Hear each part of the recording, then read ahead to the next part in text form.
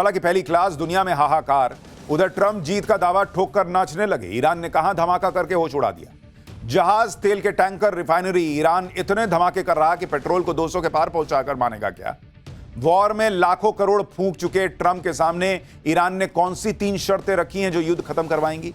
दूसरों के तेल में आग लगाते ईरान में आसमान से तेल क्यों बरस रहा है, क्या यह जानलेवा बारिश है। सबसे पहले युद्ध का चक्कर देखिए। ईरान अमेरिका के युद्ध से पूरी दुनिया में हाहाकार मचा हुआ है। युद्ध की आग आपके किचन तक पहुंच चुकी है।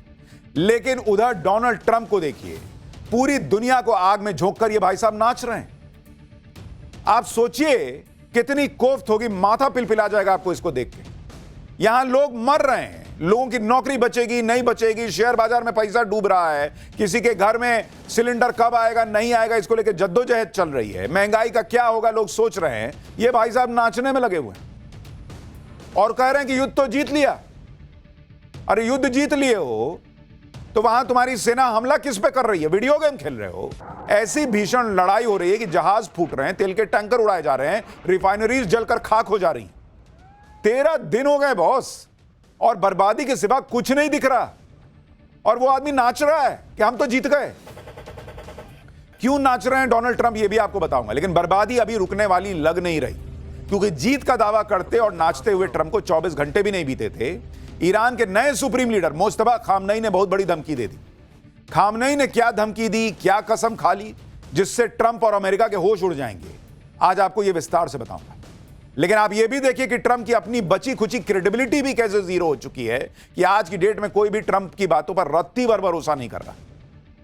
युद्ध के बारे में ट्रंप जो बातें कर रहे हैं, युद्ध में ठीक उसका उल्टा हो रहा है। कभी कहते हैं युद्ध खत्म हो गया, कभी कहते हैं 6 हफ्ते चलेगा, कभी कहते हैं जब चाहे तब युद्ध खत्म कर दूंगा, कभी कह दिया कि अमेरिका जीत गया, युद्ध तो खत्म हो गया। भाई इलाज करा लो अगर कोई दिक्कत है तो, क्योंकि तुम्हारे चक्कर में दुनिया भर की इकोनॉमीज बीमार पड़ रही हैं। ट्रंप जो दावा करते हैं, ईरान हाथों हाथ उनके दावों की हवा निकाल देता है।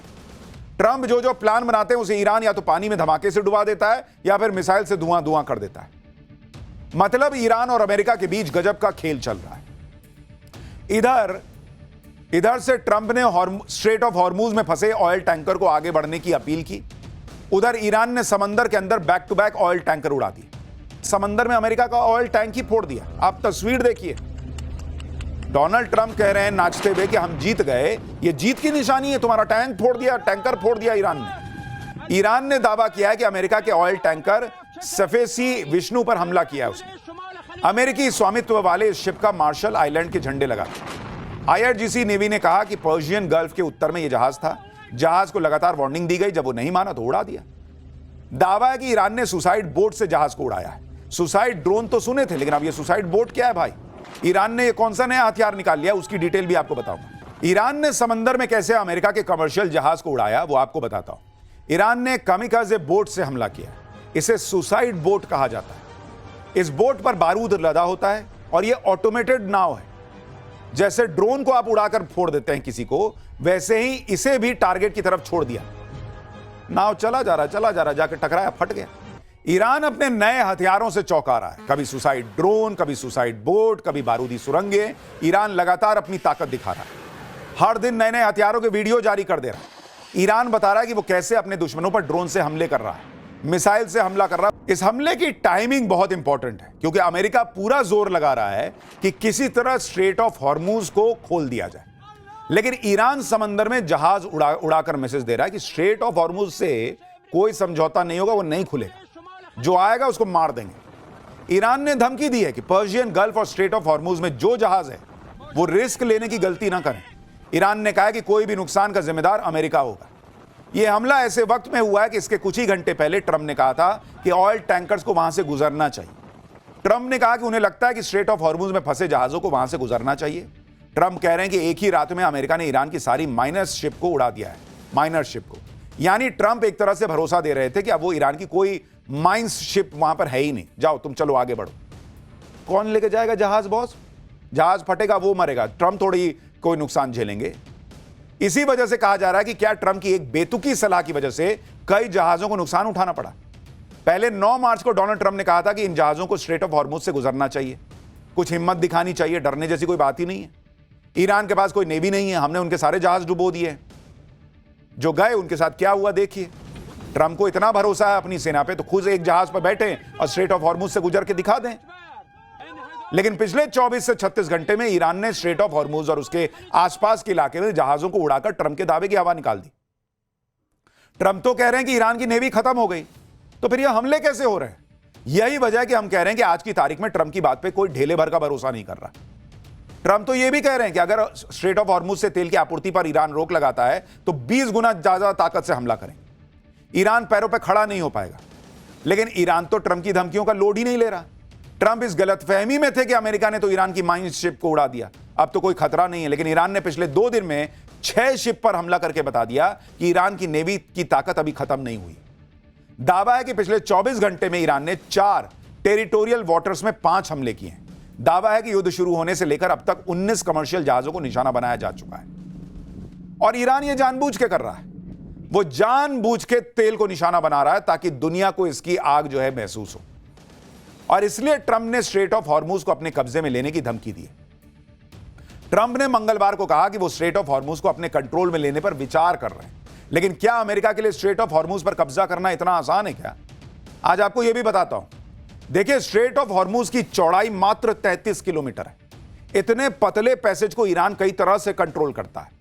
हॉर्मुज रूट पर माइंस बिछाकर, फास्ट अटैकिंग बोट्स के जरिए, एंटी शिप मिसाइल से, सबमरीन और ड्रोन के जरिए। यानी इस पूरे इलाके में अमेरिका अपनी तगड़ी नेवी भी लेकर घुस सकता है, लेकिन उसे जंगी बेड़ों को नुकसान होने का बड़ा रिस्क होगा। इसलिए अमेरिका स्ट्रेट ऑफ हॉर्मुज के चक्रव्यूह में फंसना नहीं चाहता, क्योंकि इतना संकरा रास्ता है। माइंस बिछी है, 10 तरह का उसने तैयारी कर रखी है।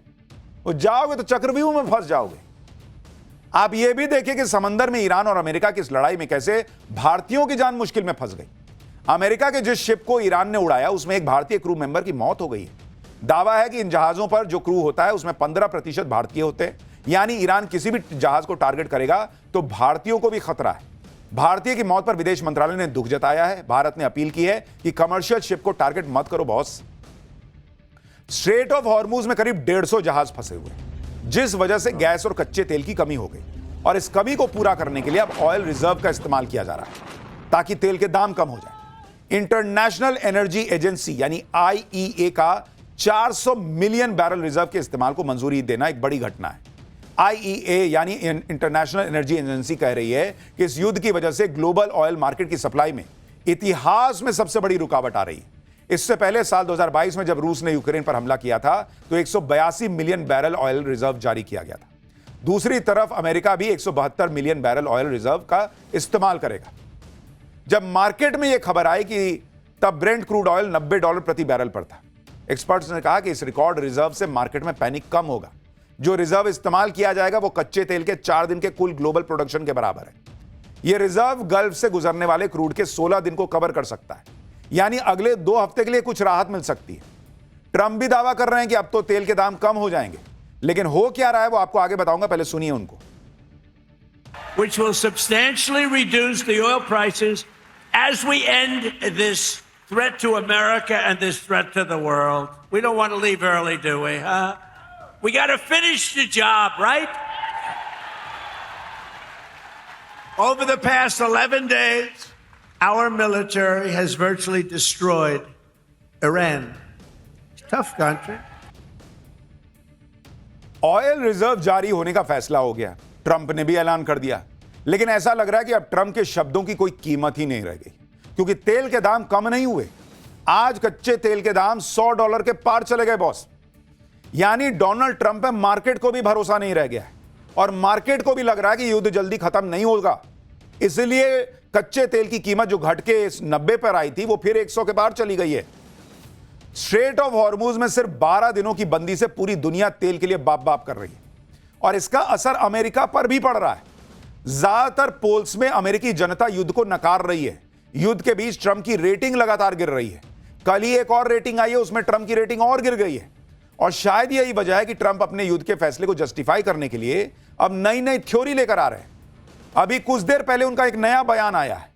ट्रंप अब युद्ध से अमेरिका को फायदे गिनवा रहे हैं ताकि उनके खिलाफ जो सेंटीमेंट बन रहा है उसे कम किया जा सके। ट्रंप अब कह रहे हैं कि यूनाइटेड स्टेट्स दुनिया का सबसे बड़ा ऑयल प्रोड्यूसर है, इसलिए जब ऑयल की कीमतें बढ़ती हैं तो हम बहुत पैसा कमाते हैं। कैसे आदमी हो यार। पहले कभी नाच रहे हो, कभी कह रहे हो लोग मर रहे हैं जिसमें लोग बाप बाप कर रहे हैं, उसमें तेल अगर महंगा बिक रहा है तो हम तो पैसा कमा रहे हैं। मतलब अपने अमेरिका के लोगों को बता रहे हैं कि घबराओ मत, हम तो पैसा छाप रहे हैं, पैसा छाप रहे हैं, महंगाई बढ़ रही है, लोगों का पैसा निकल रहा है। ट्रंप कह रहे हैं कि प्रेसिडेंट के तौर पर मेरे लिए इससे भी ज्यादा जरूरी और दिलचस्प बात यह है कि एक बुरे साम्राज्य ईरान को न्यूक्लियर वेपन बनाने से रोका जाए और मिडिल ईस्ट और असल में दुनिया को तबाह करने से रोका जाए। मैं ऐसा कभी नहीं होने दूंगा। ट्रंप के इस तरह के दावों पर सवाल उठते हैं कि जब अमेरिका ने पिछले साल जून में ही ईरान की न्यूक्लियर साइट तबाह कर दी तो ईरान न्यूक्लियर वेपन बना कहां से रहा है? मजाक है न्यूक्लियर वेपन बनाना कि पिछले 6 महीने 7 महीने 8 महीने पहले आपने फोड़ दिया, फिर 8 महीने में ईरान ने बना लिया। कागज का बोट बना रहे हैं या कागज से प्लेन बना रहे हैं कि एक कागज फट गया दूसरा लाए और बना के उड़ा दिए। ट्रंप नई नई कहानियां सुना रहे हैं ताकि अमेरिका के हमले के बाद ईरान फिर से न्यूक्लियर बम बनाने में जुट गया। इस कहानी को सुनकर थोड़ा सेंटीमेंट उनकी तरफ आए, उनकी पॉपुलैरिटी जो गिर रही है वो उठे, लोगों को लगे कि अरे ये तो हमारे लिए कर रहा है। सुनिए जरा। As well as Operation Midnight Hammer, where we totally obliterated Iran's nuclear potential. We obliterated it. They don't have nuclear potential. And then after Midnight Hammer, and then we left, we figured that'll be the end of them for a while. But they started again. That's why we got to finish it, right? We don't want to go back every 2 years. And that's because, there'll be some day when you don't have me as president. Donald Trump कह रहे हैं कि एक दिन ऐसा भी होगा जब आपके पास मेरे जैसा राष्ट्रपति नहीं होगा। भाई दुनिया में ना लोग जाके हनुमान जी के मंदिर में लड्डू चढ़ाएंगे अगर तुम्हारे जैसा राष्ट्रपति ना हो। लड्डू चढ़ाएंगे, मैं तुम्हें बता रहा हूं, क्योंकि हमारे संकट मोचक वही हैं हनुमान जी। अगर आपके जैसा राष्ट्रपति दुनिया में नहीं होगा तो इसका मतलब हम संकट से बच जाएंगे, ऐसी स्थिति कर दी है आपने। ट्रंप युद्ध में इस तरह फंस गए हैं कि अलबलाई हुई बातें कर रहे हैं और उनकी बातों में इतना विरोधाभास है कि कोई उन पर भरोसा नहीं कर सकता। अमेरिका की हालत देखकर कई लोग डोनाल्ड ट्रंप और पीएम मोदी के युद्ध की तुलना कर रहे हैं। पीएम मोदी ने, आप याद कीजिए बॉस, जब पाकिस्तान पर अटैक किया तो उस हमले का मकसद क्लियर था। कब युद्ध खत्म करना है यह भी क्लियर था, कोई कंफ्यूजन नहीं कि हम किसको मारने के लिए उतरे हैं। लेकिन आप ट्रंप को देखिए बॉस, उस आदमी को कुछ नहीं पता कि हम क्या हासिल करना चाहते हैं, कोई प्लान बी नहीं है, कुछ नहीं है। युद्ध में घुस गए, निकलना कैसे यह पता ही नहीं है। और इसलिए आपको देखना चाहिए कि देश कितने ही ताकतवर क्यों ना हो, पुतिन घुसे युद्ध में निकल नहीं पा रहे हैं, ट्रंप घुसे युद्ध में निकलने का रास्ता मिल नहीं रहा है, लेकिन नरेंद्र मोदी युद्ध में घुसे भी और निकल भी आए, अपना काम भी पूरा कर लिया और देश की रॉकेट बनी इकोनॉमी को हिलने नहीं दिया। लिमिटेड युद्ध में पाकिस्तान को घुटनों पर लाकर दुनिया को अपनी ताकत दिखा दी। आज की डेट में अमेरिका की क्या हैसियत रह गई? दुनिया हंस रही है कि तुम नंबर 1 देश हो, तुम्हारी क्या ताकत जी, तुम्हारा क्या है डिफेंस सिस्टम जी कि ईरान जहां मन कर रहा है वहां मार दे रहा है। आप सोचिए भारत की ताकत, अपने सैनिकों का शौर्य, कि ऐसे ही ड्रोन आते थे लेकिन कहीं ड्रोन घुसने नहीं दिया हमारी सेना ने, ऐसे ही मिसाइलें दागी थी पाकिस्तान ने, कहीं फूटने नहीं दिया। इसलिए समझिए जो ऑपरेशन सिंदूर में हुआ उसकी अहमियत समझिए बॉस, कि नरेंद्र मोदी कैसे गए, काम हुआ और वापस हम निकल आए भारत। पुतिन से लेकर ट्रंप तक फंसे हुए हैं युद्ध में। ट्रंप चाह रहे हैं कि किसी तरह युद्ध खत्म हो जाए, लेकिन युद्ध कब खत्म होगा यह ईरान के हाथ में है, ऐसा लगने लगा। ईरान ने अमेरिका के आगे युद्ध खत्म करने की 3 शर्तें रखी। राष्ट्रपति मसूद पेजेश्कियान इन 3 शर्तों के बारे में बता रहे हैं और कह रहे हैं कि युद्ध रोकने का एकमात्र यही रास्ता है। उन्होंने कहा कि पहली शर्त है ईरान के निर्विवाद अधिकारों को स्वीकार करो। दूसरी शर्त है युद्ध की वजह से ईरान को अब तक जो नुकसान हुआ उसकी भरपाई करो। और तीसरी शर्त है भविष्य की आक्रामकता के खिलाफ निर्णायक अंतर्राष्ट्रीय गारंटी लागू करो। अब यह कैसे होगा बॉस? अमेरिका इनकी भरपाई करेगा? तो शर्त भी ऐसी है कि जो पूरी होती लगती नहीं, इसलिए पता नहीं भगवान जाने कैसे यह युद्ध रुकना है। इन शर्तों के लिए तैयार होना ट्रंप और ताकतवर अमेरिका की सबसे बड़ी हार होगी, और वो होंगे ही नहीं, उनका ईगो ही नहीं मानेगा बॉस। इसलिए वो चाहकर भी युद्ध से निकल नहीं पा रहे। लेकिन आप ये भी देखिए कि एक एक दिन अमेरिका पर भारी पड़ रहा है। आप युद्ध का खर्चा देखिए बॉस। डोनाल्ड ट्रंप अपने देश को भरोसा देके आए थे कि हम अमेरिका को ग्रेट बना देंगे अगेन, मागा मेक अमेरिका ग्रेट अगेन।